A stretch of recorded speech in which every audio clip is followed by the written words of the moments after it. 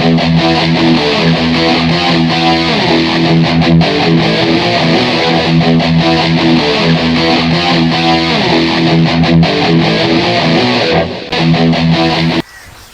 Friends, welcome to my channel biker Kumar 25। उम्मीद करता हूँ मेरे सारे दोस्तों और सब्सक्राइबर्स जो भी है सारे बहुत अच्छे हो और स्वस्थ हो। तो आज का जो वीडियो है, मैंने 7 क्वेश्चन सिलेक्ट किए हैं जो फेसबुक में बहुत सारे राइडर ग्रुप्स है, वहाँ पे जो सवाल किए जाते हैं उनमें से 7 ऐसे क्वेश्चन सिलेक्ट किए जो कि बहुत ही इंपॉर्टेंट है और बहुत ही कॉमन भी है। तो इनका जवाब मैं आप लोगों को देने वाला हूँ, ये 7 क्वेश्चंस का। तो पहला क्वेश्चन ये है कि मैं जब बाइक चला रहा हूँ, मैं जब गियर को शिफ्ट अप या शिफ्ट डाउन कर रहा हूँ, मेरी बाइक रुक जा रही है, स्टॉल हो जा रही है। इसका रीज़न क्या है? तो इसका रीज़न ये है कि आप अपनी बाइक की मेंटेनेंस, इंजन सर्विसिंग ठीक से नहीं करा रहे हो, टाइम लिमिट पे नहीं करा रहे हो।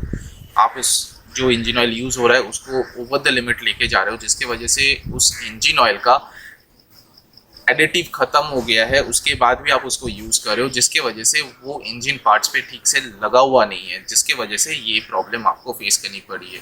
क्योंकि इंजन पार्ट्स में अगर ज़्यादा फ्रिक्शन होगा वो रुक जाएगा, वो फ्रिक्शन ज़्यादा देर बर्दाश्त नहीं कर पाता है।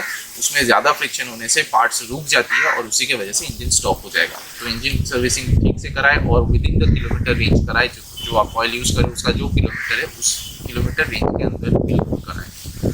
सेकेंड क्वेश्चन ये है कि मैं कौन सा मॉडल सिलेक्ट करूं, मुझे कौन सी मॉडल लेनी चाहिए in thought of mileage, better performance, better riding comfort, better balance, जो भी है। तो दोस्तों, कभी किसी से मत पूछिए कि मुझे कौन सी लेनी चाहिए, वो आपके ऊपर है। आप दूसरे के पसंद के ऊपर लेने जाओगे, बाद में आप बोलोगे कि आपको अच्छा नहीं लग रहा है चला के, ये बाइक ऐसी है, ये बाइक में वैसा प्रॉब्लम है। तो आप क्यों ऐसा करोगे? तो ऑब्वियस सा बात है कि आप हमेशा बाइक को ऐसे खरीदें कि आप अपनी कंफर्ट जोन पे रहें, ठीक है। तो यह है कि आप जब भी ले रहे हो किसी से पूछो मत, दुकान में जाओ, शोरूम में जाओ, बाइक की टेस्ट राइड्स लो। टेस्ट राइड लेके आप खुद डिसाइड करो कि आपकी कौन सी लेनी है, आपकी बजट क्या है और उस बजट में कौन सी बाइक आ रही है, उसका टेस्ट राइड लो। आपको जो अच्छा लगता है वो करो, वो खरीदो। दूसरे के परसेप्शन में, दूसरे के रिकमेंडेशन से अगर आप जाओगे तो आपको बाद में लगेगा कि नहीं, मेरे को ये नहीं लेना चाहिए था, वो लेना चाहिए था, वो बेहतर होता। तो उससे अच्छा है कि आप एक ही बार में आपकी पसंद वाली बाइक ले लो, ठीक है। तो ये सवाल खुद से करो कि मुझे कौन सी लेनी है, शोरूम में जाइए, टेस्ट राइड कीजिए, उससे आपको पता चल जाएगा। तीसरा सवाल ये है कि मुझे कौन सी इंजन ऑयल यूज़ करनी चाहिए। देखिए दोस्तों, इंजन ऑयल का यूजेज जो है वो आपके चलाने के तरीके के ऊपर, तो आप कौन सी लेनी चाहिए, कौन सी नहीं लेनी चाहिए, इसमें भी आप डिसाइड करो कि कौन सा बेहतर होगा आपके बाइक के लिए, आपके चलाने के स्टाइल के हिसाब से। जैसे कि मैं जब चलाता हूँ, मैं ऑब्वियसली 160 सीरीज़ का एक बाइक चलाता हूँ। तो 160 सीरीज़ में मेरा एवरेज स्पीड रहता है 50-55, कभी कभी 60-65 भी हो जाता है, जैसा रोड का कंडीशन है। ऑब्वियसली मैं बहुत दूर लॉन्ग राइड्स में भी जाता हूँ, तो मैं हमेशा से सिंथेटिक ऑयल यूज़ करता हूँ और लिक्विड मॉली का road and street version use करता हूँ। तो स्ट्रीट एंड रोड वर्जन या रोड एंड स्ट्रीट वर्जन जो भी बोलिए, वो फुल सिंथेटिक होता है। लिक्विड मॉली का हर एक ऑयल फुल सिंथेटिक होता है। तो रोड एंड स्ट्रीट वर्जन में क्या है कि आप सिटीज़ रोड में भी जब चला रहे हो और हाईवेज में भी जब चला रहे हो, लॉन्ग राइड में जा रहे हो, लिक्विड मॉली का स्ट्रीट एंड रेस वर्जन। तो स्ट्रीट वर्जन में, स्ट्रीट रेस वर्जन का डिफरेंस यही है कि आप हाई स्पीड में भी चलाओगे, आपको उतनी परफॉर्मेंस मिलेगी जितनी आपको सिटी राइड्स में मिल रही है। तो क्या है कि 3 टाइप का ऑयल होता है, एक मिनरल, एक सेमी सिंथेटिक, एक सिंथेटिक। तो हर एक का एक अलग अलग लॉन्जिविलिटी होता है। ये आपके चलाने के स्टाइल के ऊपर डिपेंड करता है कि अगर आप नॉर्मल ऑयल एक हाई स्पीड बाइक में यूज़ कर रहे हो तो ऑब्वियसली वो जल्दी उसका ज़्यादा किलोमीटर्स उसका रहेगा नहीं, आप उसको जल्दी चेंज करना पड़ेगा। सिंथेटिक में आप जाओगे तो उसको लॉन्जिविलिटी ज़्यादा मिलेगी, थोड़ा ज़्यादा किलोमीटर्स आप चला पाओगे, आपको उसके बाद चेंज करना पड़ेगा। डिपेंड्स ऑन कि आप किस तरह से बाइक को चला रहे हो, आपकी स्टाइल, कंफर्ट स्टाइल क्या है, बाइक चलाने का स्टाइल क्या है, ठीक है। तीसरा सवाल ये है कि मेरी बाइक अचानक से सेल्फ जो है वो लेना बंद कर दे रहा है, कि मैं रुका हुआ हूँ तो मेरा सेल्फ बंद हो जा रहा है। इसका रीज़न क्या है? इसका रीज़न ये है कि दोस्तों, जो इलेक्ट्रिक कनेक्शन बैटरी से सेल्फ स्विच और सेल्फ स्विच से सेल्फ मोटर पे जाता है, उसमें प्रॉब्लम हो रहा है।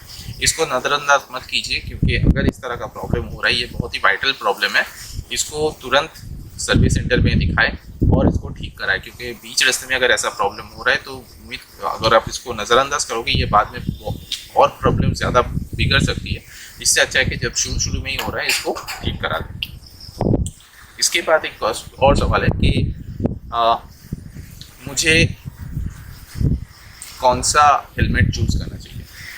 देखिए, हेलमेट सिलेक्शन जो है, मैं पहला ही चीज़ इसमें बता देता हूँ, हेलमेट सिलेक्शन जो भी करे कभी भी हेलमेट को ऑनलाइन ना खरीदे। इसका रीज़न ये है कि आपको शायद दाम कुछ कम मिलेगा भले ही, बट ऑनलाइन लेने से एक प्रॉब्लम है कि आपको साइज़ पता नहीं चल रहा है। आपका फिट जो है हेलमेट का, अलग अलग हेलमेट स्टाइल का अलग अलग फिट होता है, तो वो फिट आपको पता नहीं चल रहा है। आप घर में लेकर ट्राई करोगे, फिर आपको अच्छा नहीं लगेगा, फिर उसको रिटर्न करोगे। इससे बेहतर है कि आप एक ही बार में खरीदो यार। दुकान में जाइए, हेलमेट हमेशा ऑफलाइन खरीदना मैं ज़्यादा रिकमेंड करूँगा, क्योंकि आप दुकान में जाओ, दुकान में जाके आपको पता चलेगा कि हेलमेट का साइज़ क्या है, कौन सा आपको ज़्यादा फिट बैठ रहा है, कौन सा पैडिंग आपको ज़्यादा कंफर्ट ला रहा है। और एक चीज़ कि हेलमेट जो है हमेशा आपके जो राइडर है, जो चलाता है, राइडर के लिए एक पर्टिकुलर हेलमेट रखिए, उसको किसी के साथ शेयर मत कीजिए। उसको शेयर करने से ये प्रॉब्लम होता है कि आप अगर शेयर कर रहे हो, वो हेलमेट जो आपके चीक हेड का कर्व्स, चीक का ड्रॉप, वो सारा शेप ले चुका है, वो किसी और के हेड में जा रहा है, तो वो फिर से उसके कंफर्ट जोन के हिसाब से काम कर रहा है, तो पैड जो है एक साइज में बैठ जाता है। कभी भी हेलमेट आपके अलावा जो राइडर है उसके अलावा पिलियन के साथ शेयर नहीं करना चाहिए। राइडर का एक अलग हेलमेट हमेशा होना चाहिए, पिलियन का अलग हेलमेट होना चाहिए। पिलियन का अगर आपको कॉमन हेलमेट रखना है रख सकते हैं, एक पर्टिकुलर हेलमेट रख सकते हैं, लेकिन राइडर का हेलमेट कभी भी पिलियन के साथ या फिर दूसरे राइडर्स के साथ शेयर नहीं करना चाहिए। Helmet has to be one single for each rider. इसके बाद सवाल आता है कि मेरी गाड़ी की माइलेज जो है सर्विसिंग टाइम पे होने के बावजूद भी, सर्विसिंग कराने के बावजूद भी वो माइलेज बहुत जल्दी ड्रॉप हो रही है। देखिए, इसका रीज़न ये है कि पहले आपको देखना पड़ेगा कि आपकी बाइक की टाइम कितनी हो चुकी है। बहुत ज़्यादा पुरानी बाइक है तो ऑब्वियसली आपको उसमें नया जैसा माइलेज मिलेगा नहीं, तो वो एक रीज़न हो सकता है। दूसरा रीज़न ये होता है कि आपका जो अगर BS4 तक की गाड़ी हम पकड़े तो उसमें ट्यूनिंग की इशू हो रही है, ठीक ठाक एकदम परफेक्ट ट्यूनिंग है नहीं, जिसकी वजह से माइलेज ड्रॉप होती जा रही है। ठीक है, थ्रॉटल ज़्यादा है, मतलब फ्यूल का ट्यून ज़्यादा किया हुआ है, एयर का ट्यून ज़्यादा किया हुआ है, तो कभी भी ट्यूनिंग से छेड़खानी मत कीजिए। ट्यूनिंग जो आप माइलेज चाहते हो उसमें एक बार अगर सेट हो जाता है उसको रख दीजिए, उसमें ट्यूनिंग से छेड़खानी मत कीजिए। ठीक है, और एक चीज़ है कि अगर आप BS6 में बात करोगे तो BS6 में माइलेज जो है वो कम्प्लीटली ECU कंट्रोल है, उसमें आपको कुछ करने का दरकार ही नहीं है। आप जो ऑयल यूज़ करो ये ध्यान रखिए कि ऑयल कहीं से भी आप मत लीजिए। आपको जो लगे कि ये पेट्रोल पंप ठीक है, इसका ऑयल मेरे बाइक में ज़्यादा अच्छा सूट करता है, मुझे ज़्यादा माइलेज मिलता है, आप उसी का ऑयल यूज़ कीजिए। ज़रूरी नहीं कि आपको हर कहीं पे भी ख़त्म हो जाए आप वहीं से ले लीजिए, ऐसा नहीं है। और एक चीज़ माइलेज के लिए बहुत इफ़ेक्ट करता है, वो है हम लोग बहुत सारे ऐसे लोग हैं जो लोग टॉपअप यूज़ करते हैं। कभी क्या बाइक का पेट्रोल ख़त्म हो गया है, 100 रुपये का पेट्रोल डला देते हैं, 200 रुपये का पेट्रोल डला देते हैं, उसमें माइलेज इफेक्ट करता है। आपका खर्चा भी ज़्यादा होता है, क्योंकि आप 100 रुपये का पेट्रोल भराए, 100 रुपये में आपको 1 लीटर समथिंग मिलता है। ठीक है, आप जा रहे हो 50 किलोमीटर, तो 50 किलोमीटर आप जा रहे हो, आपकी माइलेज है 55 किलोमीटर।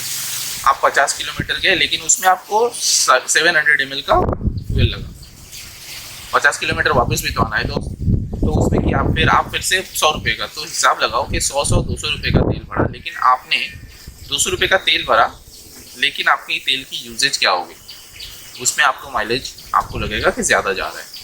ठीक है, कि आपको लगेगा कि मेरी बाइक में तो इतनी तेल होनी चाहिए थी, लेकिन है नहीं, उसमें माइलेज इफेक्ट करता है। टॉपअप मत कीजिए, जब भी बाइक चला रहे हो बाइक को फुल टैंक कीजिए, चलाइए, 3-3.5 लीटर बाकी है तब जाके आप फिर से रिफिल कीजिए, फुल टैंक रहने दें। अगर आपको लगेगा कि नहीं मैं इस बार बहुत ज़्यादा लॉन्ग राइड में जा रहा हूँ, मुझे थोड़ी सी बेटर क्वालिटी का ऑयल चाहिए, मतलब प्रीमियम ऑयल्स चाहिए, तो आप वो 3.5 लीटर भी ख़त्म कर दो, नया एकदम ऐसे रखो कि 100 ml पड़ा हुआ है, पेट्रोल पंप चले जाएगा, उतना तेल रखिए, पेट्रोल पंप गए ड्राई हो, उतना ड्राई हो गया, आप उसमें अभी प्रीमियम ऑयल डालिए। प्रीमियम ऑयल को कभी अनलीड ऑयल के साथ मिक्स नहीं कराना चाहिए, क्योंकि प्रीमियम ऑयल बहुत रिफाइंड होता है अनलीड ऑयल से।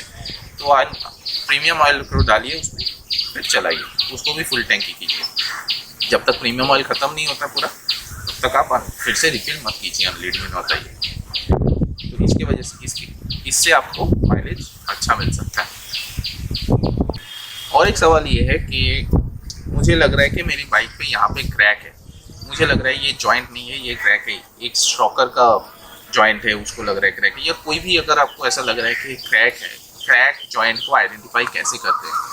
देखिए, पहला बात है कि क्रैक या जॉइंट वो